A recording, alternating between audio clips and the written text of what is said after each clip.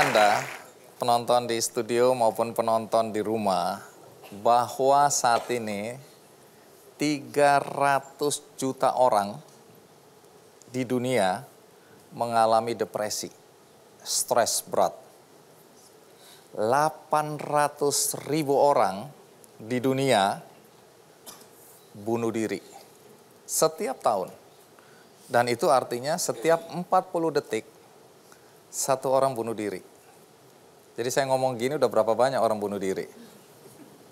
Di Indonesia sendiri belum ada angka yang pasti. Ya, datanya berbeda-beda. Kalau tadi menurut Organisasi Kesehatan Dunia WHO. Tapi poinnya adalah belakangan kita tahu persis di permukaan, di media sosial, ya kita lihat ada kecenderungan anak-anak muda sekarang mengalami depresi. Nah, situasi seperti ini yang terjadi di belahan dunia manapun juga, termasuk di negeri kita tercinta. Nah, inilah cerita atau topik kita kali ini, bukan untuk membuat Anda semua jadi tambah stres, tetapi kita harus waspada, ini bukan persoalan ringan.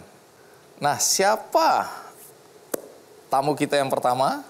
Saya langsung mengundang dua orang. Mereka adalah anak-anak muda yang berhasil keluar dari tekanan depresi berat. Apakah mereka pernah ingin bunuh diri? Nanti kita tanyakan. Mari kita sambut Afina dan Vindi. Vina, terima kasih sudah mau datang. Silakan duduk. Vindi, terima kasih juga sudah mau hadir. Katanya kalian berdua pernah mengalami depresi berat. Apa betul? Bener. Betul. Apa yang terjadi pada Vina? Aku lagi kuliah, masuk pertama kali kuliah, kemudian aku duduk paling depan. Setelah duduk paling depan, tiba-tiba aku ngerasa kalau semua orang tuh sebel sama aku. Semua orang tuh benci sama aku. Oh, hanya perasaan? Padahal mereka biasa saja. Mereka ngajak ngobrol aku, bercanda sama aku. Akhirnya aku ke kosan, pulang, aku mengisolasi diri selama 3 hari. Hanya gara-gara itu? Hanya karena itu. Ya, aku nggak makan, cuman bisa nangis, tidur. Akhirnya aku mikir bahwa kayaknya solusi dari semua ini adalah mati deh. Karena aku ngerasa useless, aku ngerasa nggak berguna, bahkan aku ngerasa orang tua aku tuh nggak sayang sama aku. Kalau Vindi, pernah merasa depresi berat itu pada saat dan situasi seperti apa? Ada masalah keluarga yang mungkin bagi aku cukup berat, dan aku ngerasa di sana mestinya aku menyelesaikan masalah ini karena aku sebagai anak pertama. Tapi ternyata aku nggak bisa, dan itu membuat aku semakin sedih, merasa nggak berguna, terus jadi pesimis juga, dan menarik diri dari lingkungan juga. Jadi intinya semua tuh kayak jadi dark gitu sih, dan aku ngerasa pengen mati juga saat itu karena merasa nggak bisa ngebantu menyelesaikan masalah keluarga gitu. Kapan Vindi tahu bahwa ini ternyata tanda kutip, apa istilahnya, gangguan kesehatan mental ya? Iya. Waktu pertama kali didiagnosa tuh usia 18 tahun, tahun 2009. Jadi memang setelah depresi berat itu, aku sempat berobat, terus berobatnya keputus, terus abis itu muncul gejala manik. Itu adalah salah satu gejala bipolar juga. Setelah itu baru ke psikiater lagi disebut bipolar disorder.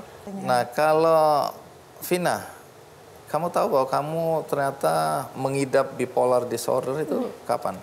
18 tahun, Maret 2018. Waktu itu aku pergi ke psikolog sendiri tanpa ngasih tahu orang tua. Aku ceritain apa yang aku rasain, aku ada indikasi bunuh diri dan lain-lain. Terus aku ketahuan ada gejala maniknya juga sama, yaitu aku suka belanja, aku boros. Wah, gitu. Istriku berarti udah kena ini. Apalagi dia belanja menggunakan kartu kredit suaminya. Berarti udah berat itu ya. Wah, enggak dong.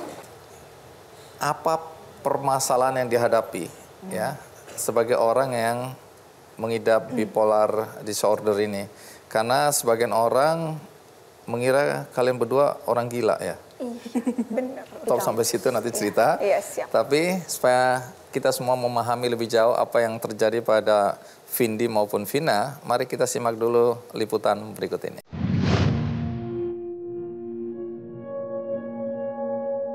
Setiap manusia memiliki berbagai emosi dan perasaan yang sesaat datang silih berganti. Namun, berbeda dengan penderita bipolar disorder. Orang dengan kondisi ini, emosinya dapat berubah secara tiba-tiba.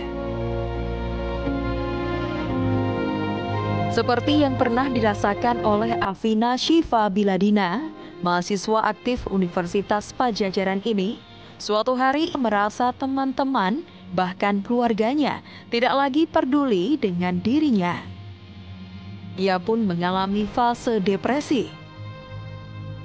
Afina merasa hidupnya tak lagi berguna, hingga muncul pikiran untuk bunuh diri.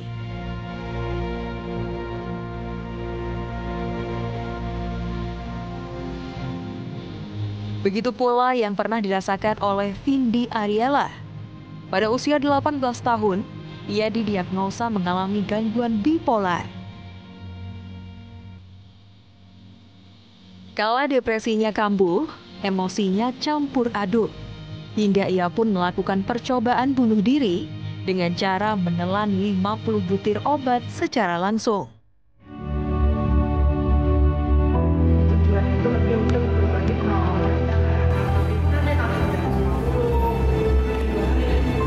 Setelah menjalani terapi dan pengobatan rutin, kondisi Afina dan Vindi kini lebih stabil. Emosinya kembali seimbang. Afina mampu melakukan kembali aktivitasnya menimba ilmu secara optimal. Begitu pula Vindi, di samping kesibukannya menjadi desainer grafis, pada tahun 2013 ia mendirikan Yayasan Bipolar Care Indonesia sebagai wadah penderita gangguan bipolar untuk berbagi pengalaman dan saling menguatkan. Bipolar Care Indonesia pun aktif memberikan edukasi mengenai kesehatan jiwa di berbagai kesempatan.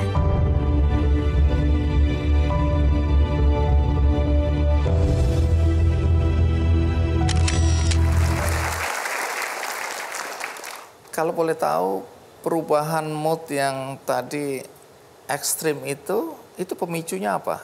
Kadang ada triggernya, Iya. kadang tiba-tiba. Gitu. Oke, kalau tiba-tiba kan kita tidak tahu apa penyebabnya. Tapi kalau ada pemicunya itu apa? Contohnya kalau dibentak sama orang. Kalau dibentak? Dibentak sama orang, nanti aku jadi kayak ngerasa paling bersalah. Kemudian aku langsung ke fase depresi gitu. Atau juga karena rasa empati aku. Contohnya aku melihat kucing sendirian, kecil nggak ada ibunya, dan aku ngerasa kayak, aduh kok aku nggak bantuin apa-apa ke kucing itu. Bantuin kucing yang kesepian itu? Iya, bantuin kucing kesepian Itu bisa kemudian menimbulkan depresi? Iya, akhirnya aku ke-trigger ke fase depresi. Karena aku ngerasa aku nggak bantuin apa-apa, aku useless gitu. Kalau Vindi, apa yang menyebabkan moodnya berubah? Apakah itu senang, bahagia, atau sebaliknya depresi? Apa? Aku sih kebanyakan depresi ya dibanding bahagianya. Misalnya kayak 2 minggu aku ngerasa senang, terus nanti sebulan aku depresi, mulai drop. Habis itu nanti setelah itu kadang ada periode normalnya, habis itu aku naik lagi moodnya. Akan Terus begitu turun lagi. berulang-ulang? Iya. Kalau tadi Vina, kamu bilang ada fase apa manik. Terus fase lainnya apa? Apa itu fase-fasenya? Fase-fasenya sebenarnya ada 4. Apa itu? Yaitu fase depresi, fase manik, hipomanik, dan mixed episode. Gitu. Bisa jelaskan secara sederhana apa Iya. itu? Kalau depresi sekalinya sedih-sedih banget, kemudian ada indikasi bunuh diri. Kalau manik sekalinya seneng banget tadi. Sampai aku bilang bisa belanja kemana-mana. Itu bisa terjadi tiba-tiba? Terjadi tiba-tiba. Dari depresi ke manik itu bisa terjadi Bisa tiba-tiba? terjadi tiba-tiba. Jadi kamu habis nangis-nangis tiba-tiba ketawa-ketawa begitu? Tapi bisa? nggak secepat itu, sama ada polanya. Oh, oke. 2 minggu depresi, 2 minggu manik, seperti itu. Kemudian kalau hipomanik, cuman suka ngomong aja kalau misalnya lagi hipomanik. Oh, ngomong tapi ceria? Ngomong banyak, kemudian ada ide-ide yang banyak, jadi jatuhnya lebih produktif. Oh, Gitu. jadi positif ini ya? Iya, malah positif jatuhnya. Terus yang terakhir? Kalau mix episode itu at the same time, di waktu yang sama, aku memiliki fase depresi dan fase manik. Anunya munculnya ke permukaan dalam bentuk tindakan apa atau ekspresi apa itu? Sebenarnya lagi ketawa-tawa, lagi manik, lagi senang, tapi tiba-tiba ada perasaan pengen bunuh diri. Gitu. Tadinya ngerasa paling cantik, tiba-tiba ngerasa paling jelek gitu. Kalau Vindi merasakan apa? Mix episode pernah juga. Kalau aku lebih berasa kayak sedih banget, tapi kalau depresi kan sedih nggak ada tenaganya. Nah ini sedih tapi tenaganya banyak dari maniknya. Jadi kayak pengen ngelukain diri atau mungkin melakukan tindakan yang beresiko.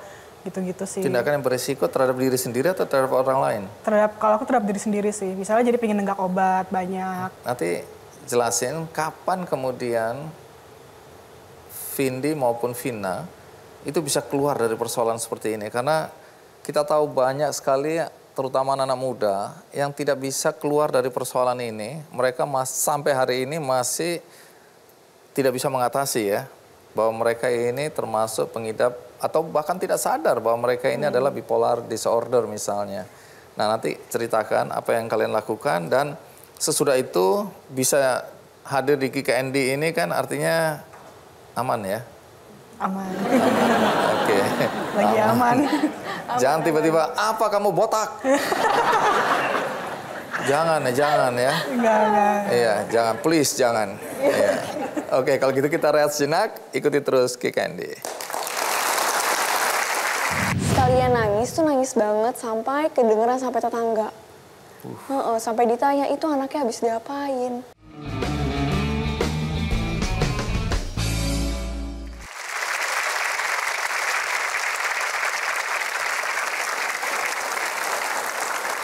Nah, Vina dan Vindi kita lanjutkan ya cerita tentang bagaimana pengalaman Vindi dan Vina sebagai pengidap bipolar disorder. Nah, sebelum tahu bahwa ini adalah bipolar disorder tadi dan keluarga pasti juga belum tahu, bagaimana reaksi atau sikap keluarga melihat perilaku kalian berdua yang aneh-aneh?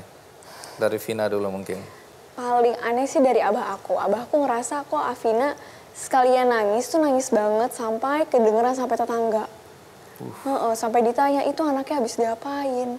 Waduh. Gitu. Dari situ abah udah bingung ini Avina kenapa gitu. Sama Avina sekalinya seneng tuh seneng banget. Sampai kayak hiperaktif. Tapi reaksi orang tua apa? Bingung aja gitu melihat kondisi dan keadaan. Awalnya kalau setelah speak up, setelah orang tua tahu aku bipolar, penerimaan itu cukup lama lah ya, cukup lama. Kalau dari abah aku, dia penerimaannya mulai baik gitu. Dia selalu bilang bahwa apapun yang terjadi, Ade tetap anak abah gitu. Diminum obatnya, terapinya dijalanin. Tapi kalau dari ibu aku, itu awalnya dikira misalnya kurang iman, sampai aku diruqyah 2 kali gitu. Diusir ya siapa yang ada di dalam gitu. Iya, diusir gitu. Tapi sekarang sudah mulai mengerti apa sih bipolar, apa sih kesehatan mental. Akhirnya sekarang alhamdulillah menerima 100%. 100%. Orang tua ada di sini nggak? Ada. Abah dan ibu? Abah dan ibu. Nah, boleh berdiri abah dan ibu?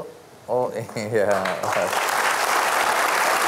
Baik, terima kasih, silakan duduk ya. Kalau Vindi, sebelum orang tua tahu bahwa Vindi bipolar, bagaimana sikap mereka? Mereka awalnya masih menduga-duga gitu, misalnya jangan kayak kurang iman juga tadi sama seperti Vina, atau mungkin dikira ibadahnya kurang, terus dikira nggak mau bergaul aja, atau dikiranya kayak Vindi ini cuma nggak mau keluar dari kamar misalnya, coba kita tarik keluar sambil diajak kemana, tapi kan namanya depresi kan nggak mau kemana-mana ya, maksudnya kita pengennya di rumah aja misalnya ngurung diri. Tapi setelah itu mereka bisa menerima sih, aku jelasin, aku ajak juga ke acara-acara kesehatan mental, jadi mereka mendapat penjelasan dan akhirnya bisa menerima juga. Nah sekarang kondisi mental kalian bagaimana? Normal, fine-fine aja, normal bahagia. Ya. Oh, ini kelihatannya lagi manik ini. Tolong orang tua jaga kartu kredit. Kemudian bagaimana cara kalian memanage perasaan sekarang ini? Setiap hari minum obat, nggak boleh berhenti. Kemudian setiap hari? Setiap hari. Sampai hari ini? Sampai hari ini. Kemudian yaitu kedua terapi CBT, Cognitive Behavior Therapy.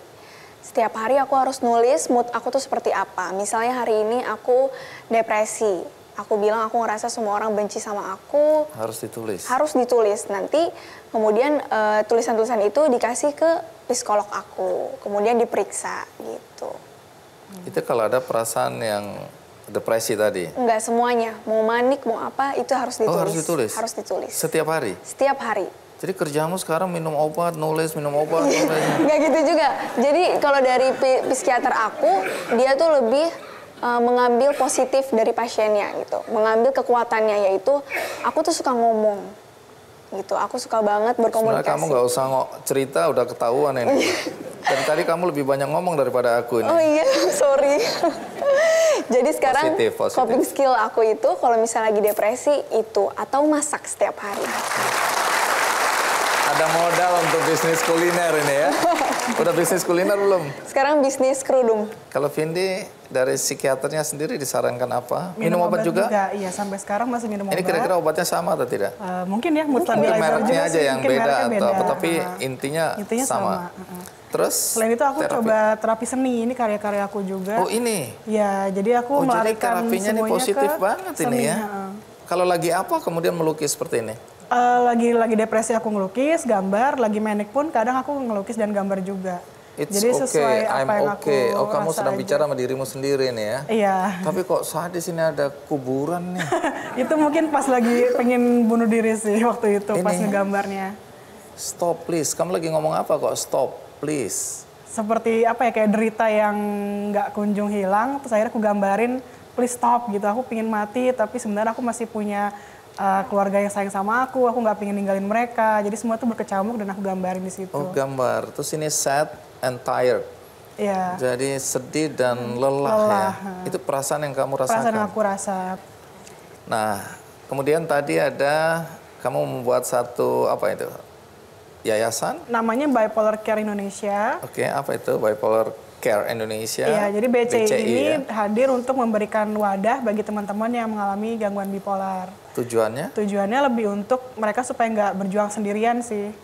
Karena kalau Kegiatannya berjuang apa? sendirian kan kayak kasihan gitu ya, sedih banget. Ya, lebih baik kalau sedih rame-rame. Iya, sedih rame-rame lebih baik. Nangis Nangis berkelompok bareng-bareng. gitu ya. Iya. Lu jangan kencengan dong, aku yang lebih sedih. Gua yang lebih sedih gitu ya. Iya, terus Bercanda sih, tapi intinya adalah saling menguatkan. saling support, saling menguatkan, berbagi cerita juga, berbagi dukungan. Oke, seandainya obatnya nggak diminum. Kambuh. Nah, di sini ada Regis Mahdi, ini dosen psikologi Universitas Surabaya Ubaya ya. Juga S2 dari Inggris, Glasgow ya. Belajar tentang psikologi. Psikologi. Nah, coba jelaskan ya, karena Vindi dari kecil ada persoalan di dalam keluarga ya. Kamu merasa harusnya kamu bisa mengatasi sebagai anak tertua, tapi ternyata kamu tidak mampu. Apakah faktor seperti ini bisa memicu seseorang untuk jadi bipolar? Mungkin pada kasusnya Kak Vindi adalah karena ada trauma tadi. Ada kejadian di keluarga yang tidak mengenakan. Mungkin itu pemicunya. Tapi sebenarnya ada terjadi interaksi antara nature dan nurture. Nature itu alamiah, bawaan genetik kita. Nurture itu lingkungan. Jadi tadi nurture-nya adalah orang tua atau keluarga. Tapi nature-nya Kak Vindi mungkin di dalam dirinya memang sudah ada genetik untuk mengalami bipolar. Udah ada bawaan. Sudah ada gitu bawaan. Karena setiap orang punya kerentanan mental yang berbeda-beda. Ada orang yang kena masalah banyak, dia fine. Ada orang yang kena masalah sedikit, ya muncul kerentanannya, bisa bipolar, bisa panik, bisa apapun gitu. Sama kayak penyakit fisik. Ada yang kena debu biasa aja gitu. Ada yang kena debu langsung bersin-bersin, langsung alergi. Kalau Vina misalnya, apa faktor dari cerita Vina ini, dugaannya faktor apa ini? Kayak tadi ada keluarga juga sedikit ya. Iya, dari pola asuh. Pola asuh, Pola asuh. iya. Iya memang kalau di psikologi sih biasanya kalau di-track banyak, baliknya ke orang tua lagi sih. Baliknya ke keluarga. Karena kan keluarga itu kan sosok terdekat ya. Apalagi dari kecil, anak itu kan emotionally insecure. Secara emosi kan sebenarnya merasa tidak aman. Jadi ketika seorang anak melihat orang tuanya mungkin berkelahi di rumah, atau pola asuhnya kurang jelas, kadang dimanjain, kadang dihukum, akhirnya kan anak kehilangan kepercayaan. Oh dunia ini nggak aman. Karena sosok yang paling aku percaya di dunia ini pun, ternyata kok bisa menyakiti aku. Gitu. Akhirnya tuh digeneralisir, dunia ini tidak aman, dunia ini menyeramkan, menakutkan.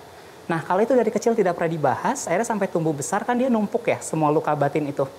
Akhirnya ya nanti ketika usia 15-an sampai 20 atau 30, ya saat momennya pas ya sudah bom waktu. Bisa jadi bipolar, bisa jadi depresi, bisa jadi panic attack, itu tergantung bawaan nature-nya masing-masing. Gitu. Oke. Faktor orang tua atau keluarga ini penting ya untuk mensupport. Penting banget. Penting banget. Penting banget ya.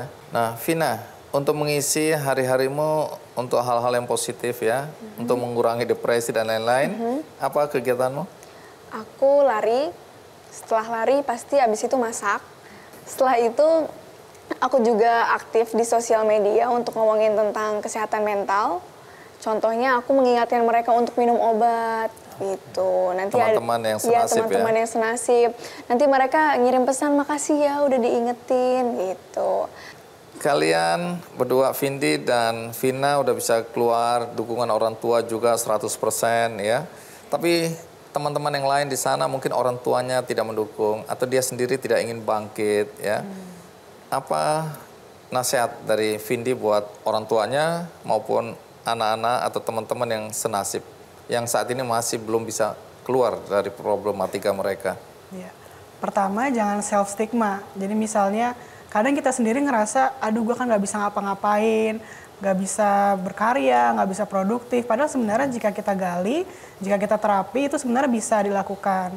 Lalu untuk yang orang tua atau mungkin teman atau pasangan gitu misalnya, kalau bisa mendukung dengan penuh, karena dukungan itu salah satu bentuk terapi juga, selain obat-obatan dan psikoterapi tadi. Oke, kalau Vina? Ingat kalian gak sendirian karena aku dan Kak Vindi juga berjuang bareng-bareng dan jalani terapinya dengan baik, kemudian minum obatnya yang benar.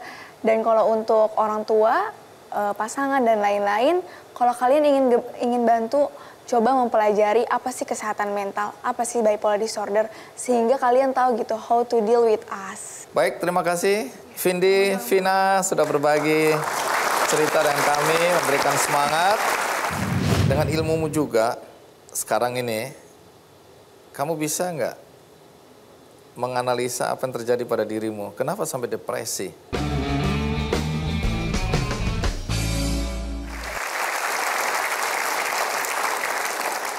Kalau tadi Regis sebagai dosen psikologi, kemudian dia juga belajar sampai S2 ke Inggris untuk ilmu psikologi, dia memberikan pandangan terhadap para narasumber, para tamu kita tadi, ada Vindi, ada Vina, kemudian ada Raka. Nah, ternyata Regis juga punya masalah dalam masa lalunya.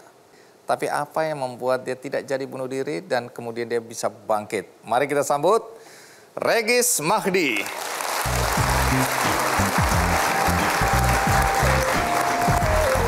Thank you. Ya. Iya. Pertanyaan pertama. Apa yang terjadi pada dirimu sehingga naik kursi roda, enak-enakan begitu? Kecelakaan, ditabrak mobil. Tapi 2 minggu lagi sudah bisa jalan kok. Mana lebih sakit?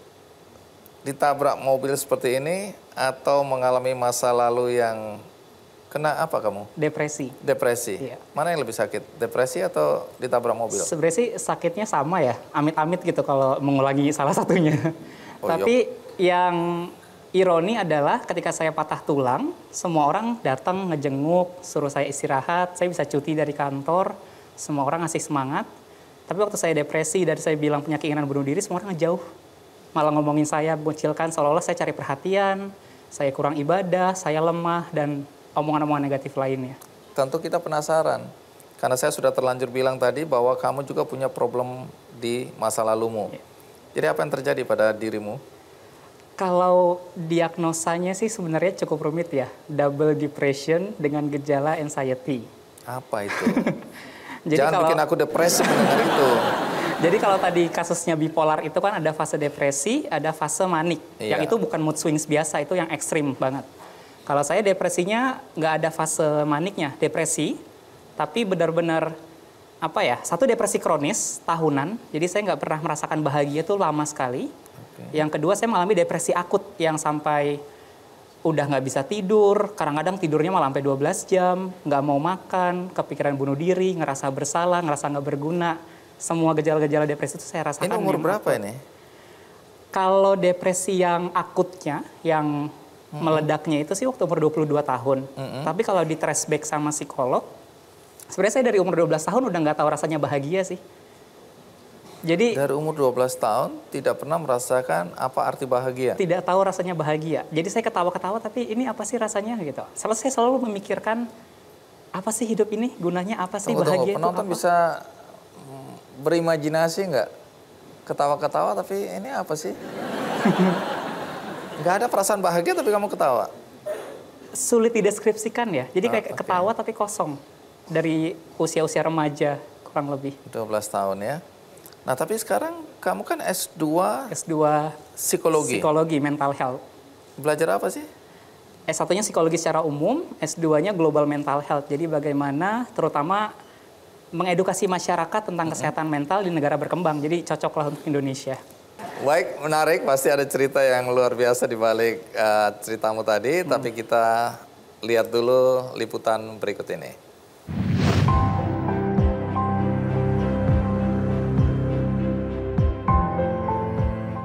Depresi merupakan gangguan jiwa. Berdasarkan data WHO tahun 2018, lebih dari 300 juta penduduk dunia mengalami depresi. Inilah Regisda Majdi Fuadi, seorang akademisi psikologi. Keakraban Regis dan dunia psikologi sesuatu yang tidak terpisahkan. Dirinya merupakan lulusan sarjana psikologi di Universitas Gadjah Mada dan meraih S2 Global Mental Health di University of Glasgow, Inggris. Namun, siapa sangka Regis terdiagnosa mengalami depresi tepatnya pada tahun 2014. Kala itu dirinya masih menjalani kuliah S1 dan berlanjut sampai studinya di Inggris. Ia sempat ingin bunuh diri, bahkan sudah menuliskan surat wasiat untuk keluarganya.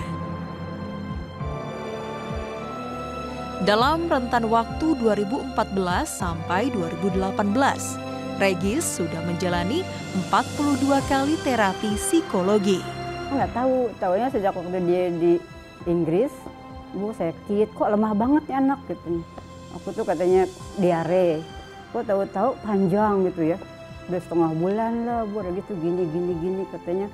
Aku nggak pengen nerusin hidup, nah kaget di situ. Nah kita sama kakaknya pengen ke sana, sempat mau ke Inggris. Lalu dia kirim surat 11 lembar, unek-unek, ya kita juga bingung apaan nih gitu. Kita kan nggak tahu dari awal. Bisa bangkit, cepet-cepet bangkit. Ya, bisa nolongin orang juga. Sekarang, Regis aktif sebagai dosen psikologi di Universitas Surabaya dan sering mengisi menjadi pembicara.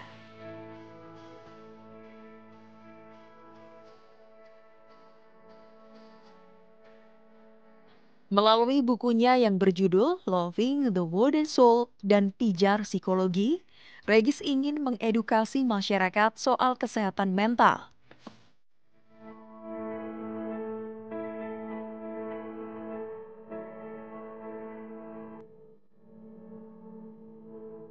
Setiap orang berhak untuk bahagia, karena sehat tidak hanya fisik, tetapi juga secara mental.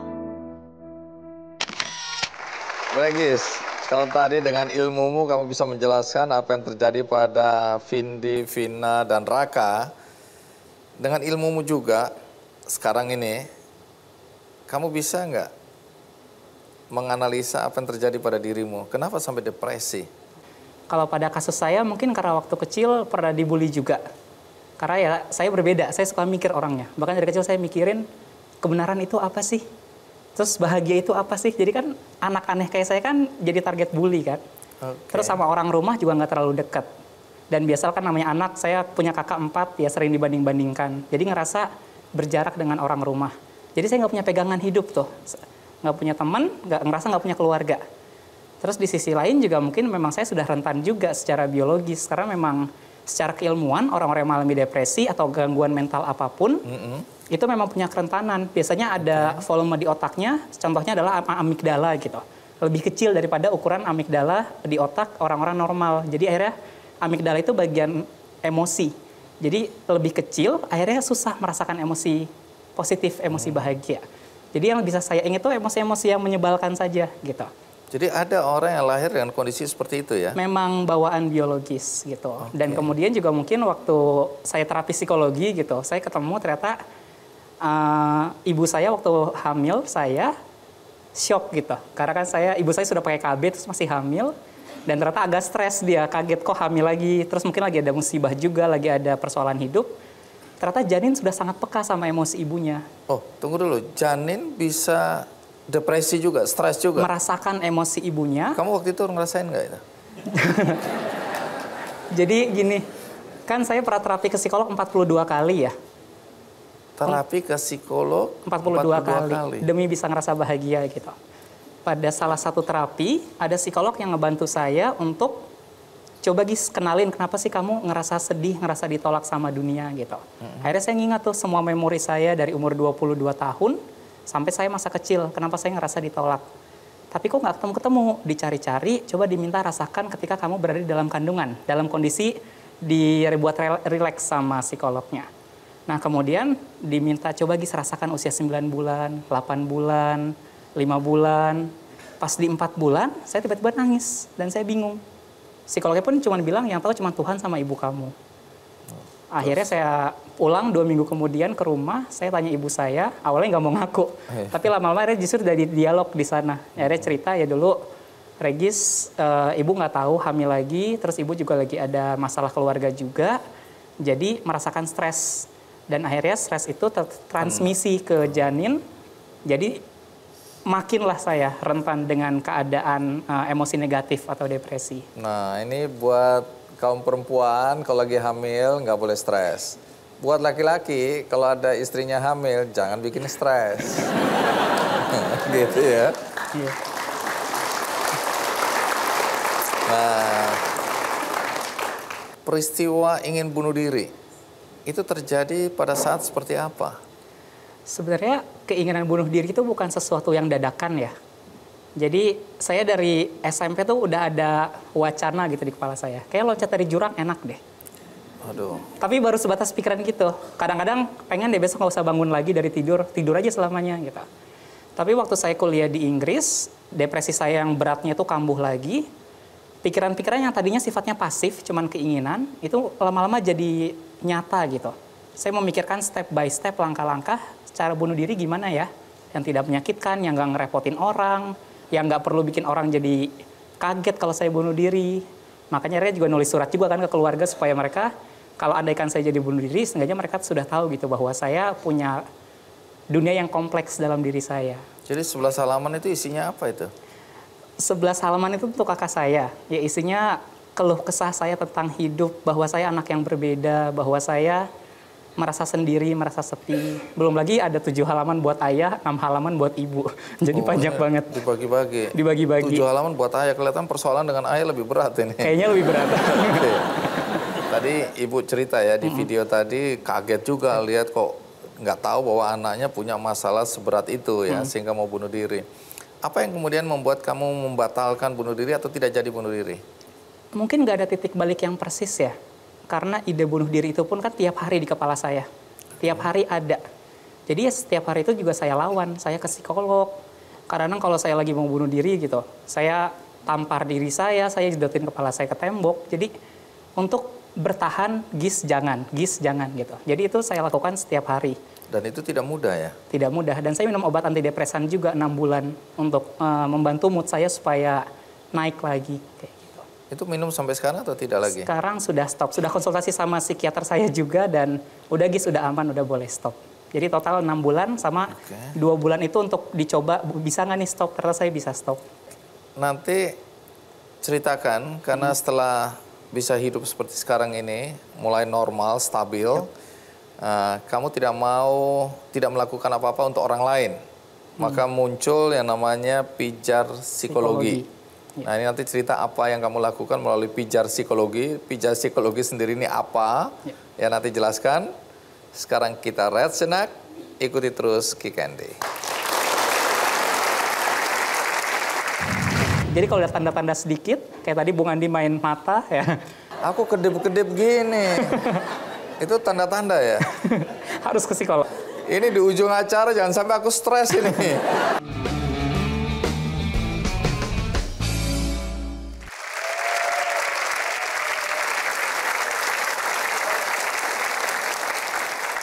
Regis, berangkat dari pengalamanmu di masa lalu, ya, mengalami depresi berat, mau bunuh diri, ya. dan hal lain yang membuat kamu merasa tidak bahagia. Tapi sekarang kan kamu bangkit untuk dirimu sendiri, tapi tidak cukup, kamu ingin menolong orang lain. Nah, kemudian lahirlah yang namanya pijar psikologi. Pijar psikologis ini apa? Jadi pijar psikologi itu sebuah website untuk orang-orang, pijarpsikologi.org, untuk masyarakat Indonesia supaya bisa membaca informasi tentang kesehatan mental dan juga bisa konsultasi ke psikolog-psikolog kami melalui fitur email secara gratis.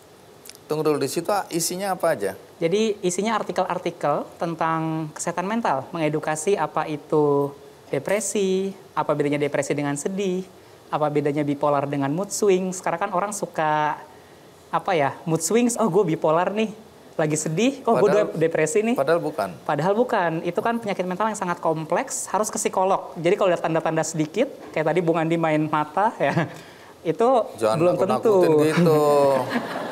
Harus ke psikolog atau ke psikiater kalau sudah merasakan ada keanehan dalam diri. Aku kedip-kedip gini. Itu tanda-tanda ya? Harus ke psikolog. Gitu. Serius kamu? Enggak. Jangan gitu dah. Ini di ujung acara, jangan sampai aku stres ini. Oke, jadi ada beberapa indikasi yang sebenarnya nggak bisa disimpulkan ya, sehingga harus ada pendalaman lebih lanjut. Itu yang disampaikan melalui website Pijar Psikologi. Terus kemudian tadi ada konsultasi dengan psikolog. Iya. Ada juga? Iya, jadi punya volunteer psikolog, total 80 psikolog dari... Ini dibayar atau? Semuanya gratis. Jadi kalau ada orang membutuhkan bantuan melalui Pijar Psikologi, itu bisa konsultasi gratis? Bisa konsultasi gratis. Bentuk konsultasinya bagaimana itu? Via email. Email, jadi itu mereka langsung bisa anonimus atau tidak perlu memberitahu identitasnya, aman. Dan mereka bisa tulis sepanjang-panjangnya, bisa ditumpahkan semuanya. Nanti bisa curhat ke psikolog kami. Tapi terbatas karena demand-nya banyak banget. Karena terbatas itu maksudnya apa? Jadi kami seminggu sekarang hanya bisa memberikan 35 konsultasi gratis. Wah, itu banyak sekali seminggu. Gratis karena ini ya. Pernah tidak kami batasin, seminggu 100 masuk dan kami nggak kuat gitu kalau harus membalas semuanya. Iya, lama-lama kalian yang bermasalah ya. Iya. Mereka yang depresi. Nah, dari situ terus kemudian siapa saja yang memanfaatkan website ini? Kalau yang manfaatin sih selama di orang Indonesia, karena kan bahasa Indonesia ya. Tinggal dimanapun, pegang internet, pasti bisa memanfaatkan bisa. gitu. Tapi kalau usia rata-rata yang masuk kita? Usia rata-rata yang masuk sih 18 sampai 25 yang banyak-banyaknya, yang melek internet ya. Bukan karena nggak ada masalah sama orang tua, tapi mau buka komputer aja nggak bisa. Iya. Oke, jadi memang anak muda karena mereka yang bermain di wilayah ini ya. Iya. Oke, terus sebenarnya laki perempuan? Laki perempuan, kebanyakan perempuan sih. Oke. Tapi terus juga kebanyakan yang di Pulau Jawa. Tapi ada juga yang dari Papua, Sulawesi, bahkan orang Indonesia, pelajar yang lagi di luar negeri untuk konsultasi, ada juga beberapa kayak gitu masuk. Ada berapa expertise di situ? Ada psikolog? Psikolog saja sih semuanya. Psikolog saja, karena memang ini persoalan psikologi psikologis, ya? Iya. Nah, sekarang tadi kan kita bilang bagaimana keluarga bisa menerima, bisa bersikap suportif ya. Tapi masyarakat kan nggak ada urusan emosional dengan pengidap gangguan atau kesehatan mental ini. Nah, kalau kami bertemu dengan orang-orang, maaf, aneh seperti kamu, Vindi, Vina, Raka, gitu ya. Bagaimana kami harus bersikap? Jadi kita menghargai bahwa setiap orang itu merasakan masalah berbeda-beda. Mungkin masalah kecil pun bagi orang tertentu sangat berat gitu. Jadi kita prinsip pertamanya non-judgmental. Kedua, kalau kita tidak paham, dengarkan dulu saja. Karena kadang-kadang orang hanya butuh didengarkan kan. Jadi jangan, kadang-kadang kita nggak perlu ngasih nasihat lah. Kita kan sukanya pengennya ngasih nasihat ya, ngerasa kita lebih paham gitu. Padahal dengan mendengar saja itu sudah satu terapi buat yang bersangkutan ya. Sudah membantu sekali. Yang ketiga sih, ketika dengarkan ya kita hadir penuh ya untuk orang itu. Jadi jangan dengerin tapi ngecek jam tangan. Jangan dengerin tapi kakinya goyang-goyang gitu. Nggak tahan mau lari aja gitu. Rasa nggak nyaman. Jadi kita buat orang itu nyaman, di mana dia bisa jadi dirinya sendiri dan nyaman dengan kita. Yang terakhir sih kalau memang kita bingung harus bagaimana, ya katakan saja saya tidak paham, tapi mungkin aku bisa nemenin kamu ke psikolog gitu. Atau aku bisa bantu cari informasi, mungkin bisa baca website, bisa baca buku, gitu. Jadi kita dorong orang itu, bukannya kita tinggalkan dengan dengan kata-kata yang kasar bahkan. Nah, kalau di buku ini apa yang ingin kamu sampaikan? Inti dari buku ini apa sebenarnya yang mau disampaikan? Depresi itu hal yang sangat kompleks. Karena terkait dari mulai genetik, struktur otak, mikrobiota di usus kita, itu semua mempengaruhi penyakit mental. Astaga, Kemudian sampai urusan usus itu sampai bisa urusan usus, iya. Kemudian terkait pola asuh orang tua, terkait kehamilan ibu kita, terkait hubungan kita dengan orang lain, sampai spiritualitas kita. Jadi ketika ada orang bilang ada masalah dikit depresi, jangan dulu gitu. Tolong, depresi ini hal yang sangat kompleks, butuh ke psikolog dulu untuk didiagnosa depresi dan juga penyakit-penyakit yang lain. Dan pada intinya Loving the Wounded Soul adalah bagaimana akhirnya penyakit mental, terutama bagi saya depresi, mengajarkan saya untuk bisa mencintai jiwa saya sendiri. Karena ketika mengalami depresi atau penyakit mental apapun, kita seringnya tidak cinta sama diri kita sendiri. Kita seringnya ngerasa kita paling bodoh, paling jelek, paling tidak berguna, paling tidak berharga. Jadi ya puncak akhir dari perjalanan saya adalah ya mencintai diri saya sendiri. Belajar mencintai diri sendiri ya. Belakangan ini kalau kita lihat di media sosial terutama, itu kan ada kecenderungan tren anak-anak muda depresi. Di luar negeri juga seperti itu. Mungkin karena ini teknologi digital berkembang ya, semua main media sosial jadi muncul ke permukaan. Bisa saja dari dulu memang sudah banyak. Tapi ada tren yang meningkat. Nah, apa nasihatmu buat anak-anak muda terutama agar tidak menjadi depresi sehingga menambah angka tren depresi yang katanya meningkat tadi? Yang pertama sih jangan pernah asal-asalan diagnosis diri sendiri tadi. Ada masalah dikit langsung ngiranya, kan sekarang banyak orang yang self-diagnose gitu. Gue bipolar nih, gue depresi nih, gue kayak gini. Jadi pertama jangan kayak gitu, harus cek ke psikolog. Kemudian yang kedua, ya pelajarilah tentang kesehatan mental. Karena sehat bukan hanya sehat fisik, tapi juga sehat mental. Baik, terima kasih.